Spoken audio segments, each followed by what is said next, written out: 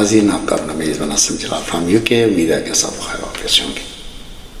हम सब ये अच्छी तरह जानते हैं कि जहाज़ के पायलट को जब कभी भी कोई ख़तरा महसूस होता है तो सबसे पहले वो मेडे कहकर अपने कंट्रोल रूम को ये इतला करता है कि उसके जहाज़ को ख़तरा लाहक है। और अब बिल्कुल इसी तरह काजी फ़ाइज़ ईसा की अदालत से भी आपको ये चीखें सुनाई दे रही होंगी कि मेडे। उसकी वजह क्योंकि हमारे आने वाले chief justice of Pakistan Mansoor Ali Shah ने इलेक्शन कमीशन राजा सुल्तान को इलेक्शन धांधली का सबसे बड़ा जिम्मेदार ठहराया, क्योंकि इन दोनों राजा सिकंदर सुल्तान और काजी फ़ाइज़ ईसा ने मिलकर हमारे पाकिस्तान को नुकसान पहुंचाया है। शायद हमारी पाकिस्तान की हिस्ट्री में इतना बड़ा नुकसान कभी नहीं हुआ।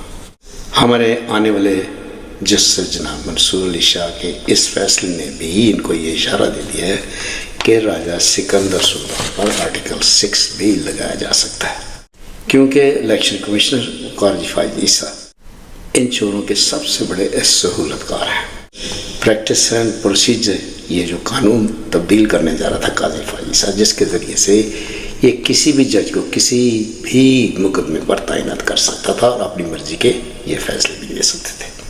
लेकिन हमारे आने वाले चीफ जस्टिस ऑफ पाकिस्तान जनाब मंसूर अली शाह ने इस प्रैक्टिस और प्रोसीजर को रद्दी की टोकरी में डाल दिया है। तो मेरे पीडीए के जारो तगड़े हो जाओ, अब इंशाल्लाह आपको हमारी अदालतों से इंसाफ होता वो भी नजर आएगा। अगर हमारी पाकिस्तानी कौम ने जाती उम्र का घेराव कर लिया तो अंदर जितना भी माफिया बैठा है इनको भागने का कोई रास्ता नहीं मिलेगा। और जो ही हमारे आने वाले चीफ जस्टिस मंसूर अली शाह तैनात होंगे तो हमें पाकिस्तानी अदालतों से इंसाफ होता हुआ भी नजर आएगा। लाहौर की हाई कोर्ट अदालतों ने इंसाफ करना भी शुरू कर दिया है और इस काजी फ़ाइज़ ईसा के खिलाफ जितने जजेस अब मैदान में उतर चुके हैं, इसके अलावा हमारे जितने भी वकला हजरात भी हैं वो भी सब इसके खिलाफ मैदान में उतर चुके हैं। और हमारी पाकिस्तानी कौम की जितनी नफरत उनके दिलों में पैदा हो चुकी है, शायद हमारी पाकिस्तान की हिस्ट्री में इतनी नफरत कभी किसी के लिए ना पैदा हुई हो। इसके ज़िम्मेदार ये खुद है, ये इलेक्शन कमीशन राजा सिकंदर सुल्तान और काजी फ़ाइज़ ईसा। जिस तरह इन चोरों डाकुओं ने मिलकर हमारी माओ बहनों की चादर और चार दीवारी को पांव तले रोला है, इसकी मिसाल आपको दुनिया में कहीं नहीं मिलेगी। लेकिन अब वक्त आ चुका है, इसका बदलाव इनसे आप ज़रूर लेंगे। हमारे आने वाले चीफ जस्टिस मंसूर अली शाह ने जो फैसले दिए हैं इनकी टांगें कांप रही हैं मेरे पास, और अब इंशाल्लाह आपको इंसाफ होता भी पाकिस्तान में नजर आएगा। और जो लोग जाती उम्र में बैठे एक मौत की कश्ती में सवार हुए हैं, इंशाल्लाह ये भी हमेशा के लिए डूबती हुई आपको नजर आएगी। इसकी वजह कि हमारी पाकिस्तानी कौम के दिलों में इतनी नफरत इनके खिलाफ पैदा हो चुकी है कि शायद हमारे पाकिस्तान की तारीख में हमारी पाकिस्तानी कौम के दिलों में कभी ये नफरत पैदा नहीं होगी। इसका जिम्मेदार ये खुद है, क्योंकि जितने जुल्म सितम हैं इन्होंने हमारी पाकिस्तानी कौम पर ढाए हैं, उनको भूखा मारा है, उनको जेलों में डाला है। माओ बहनों की इज्जत को जिस तरह ने अपने पाँव तले रोंदा है, जिसको चाहे उठा कर ले जाते हैं, कोई इनको पूछने वाला, क्योंकि पाकिस्तान में लॉ एंड ऑर्डर का नामो निशान नहीं रहा। और इस तमाम धांधली, इस तमाम जुल्म सितम का जिम्मेदार सिर्फ बात एक ही, हमारा चीफ जस्टिस ये काजी फ़ाइज़ ईसा फर्राडी है, जिसे मैं कह सकता हूँ। और इसकी पुष्टबनाई यही हमारा Raja Sikandar commissioner of Pakistan, election commissioner of Pakistan कर रहा था। लेकिन इस पर तो आर्टिकल 6 लाजमी लगेगा, ये जो चाहे कर ले। और आप अच्छी तरह जानते हैं जब शरीफ ख़ानदान के सर पर खुद पड़ती है तो यह सब को छोड़कर यहाँ से भाग जाते हैं, और इंशाल्लाह यही कुछ होने जा रहा है। तो मैं पाकिस्तानी पीटीआई के स्पेशल कहूँगा, तगड़े हो जाओ। अब आपको इंशाल्लाह हमारी अदालत से इंसाफ होता भी नजर आएगा और हमारा पाकिस्तान अपने पाँव पर इंशाल्लाह बहुत जल्द खड़ा हो जाएगा। लेकिन आपको तगड़े रहना है, आपने कोई भी ऐसा कदम नहीं उठाना कि इनको कोई बहाना मिल सके। हमारे आइंदा आने वाले चीफ जस्टिस ऑफ पाकिस्तान ने यह साबित कर दिया है कि इंशाल्लाह हमारी अदालतों से अब इंसाफ होता हुआ आपको नजर आएगा, क्योंकि वो एक बहुत ईमानदार और मोहब्बत वतन शख्स, बहुत स्ट्रॉन्ग और बड़ा हाईली एजुकेटेड पर्सन है। जो मेरे पाकिस्तानी, मेरे पीटीआई के जारो, अब आपको हमारी अदालतों से इंसाफ होता हुआ भी नजर आएगा। किसी की चादर और चार दीवारी को पामाल नहीं किया जाएगा।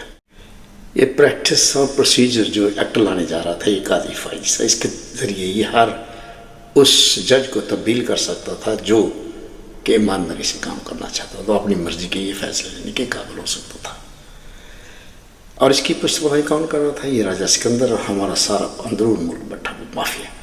اور اس مافیا کے پیچھے کون ہے؟ امریکہ، جو ان کا سہولتکار ہے. وہ کبھی بھی نہیں چاہتے کہ پاکستان چونکہ ایک نیوکلیئر پاور ہے وہ اپنے پاؤں پر کھڑا ہو سکے. اور یہی وجہ ہے کہ ہماری اکانومی کو کس طرح یہ دونوں ہاتھوں سے لوٹ رہے ہیں، اسے تباہ و برباد کر رہے ہیں. تقریباً $150 کروڑ کے ہم دنیا کے قرض دار ہو چکے ہیں.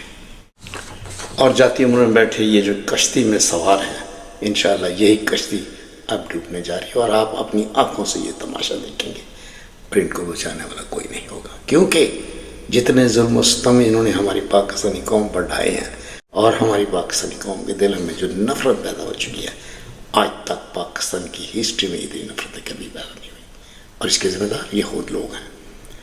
وہ وقت بھی تھا کہ جب ہماری پاکستانی قوم ہماری آرمی کے خلاف ایک لفظ سننا پسند نہیں کرتی تھی. لیکن اب اس وقت جو چند جرنیل جنہوں نے ہماری پاکستانی قوم اور ان مافیا کا انہوں نے ساتھ دیا ہے، ہمارے پاکستان کو تباہ و برباد کیا ہے، ان کے خلاف جو نفرت پیدا ہو چکی ہے، اس سے پہلے کبھی نفرت پیدا نہیں ہوئی تھی. تو اس کے ساتھ میرے پاکستانی بہنوں اور بھائی، تگڑے ہو جاؤ، جی لو پی ٹی آئی کے چہلو، تگڑے ہو جاؤ.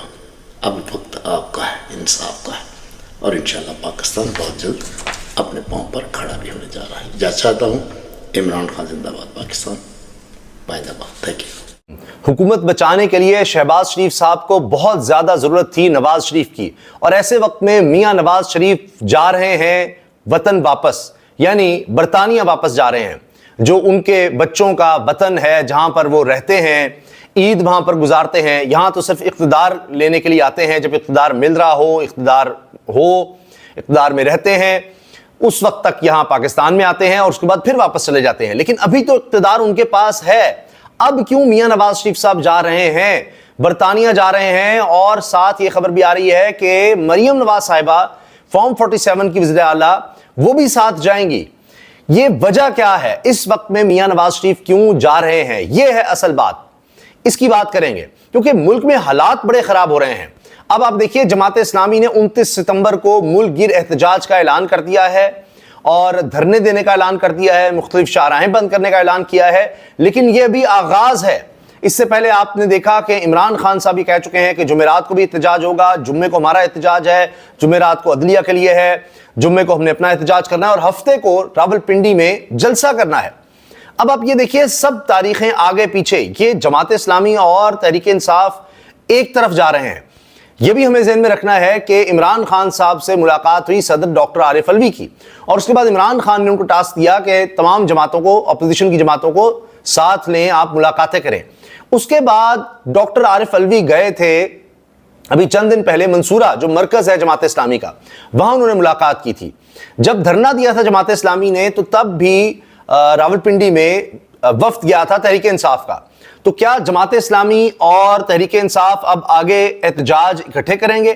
کیونکہ اکتوبر میں تیاری ہو رہی ہے لانگ مارچ کی، اور ابھی سے جماعت اسلامی نے تاریخ بھی دے دی ہے 23 سے 27 اکتوبر کی. تو کیا اکتوبر میں دمادم مست قلندر ہونے جا رہا ہے؟ کیونکہ 25 اکتوبر کو قاضی فائز عیسیٰ صاحب ریٹائر ہو رہے ہیں. وہ سر توڑ کوشش کر رہے ہیں، سر دھڑ کی بازی لگا رہے ہیں کہ ان کو ایکسٹینشن مل جائے. اس کے لیے حکومت کا قائم رہنا ضروری ہے، حکومت کو 2/3 اکثریت دلوانا ضروری ہے.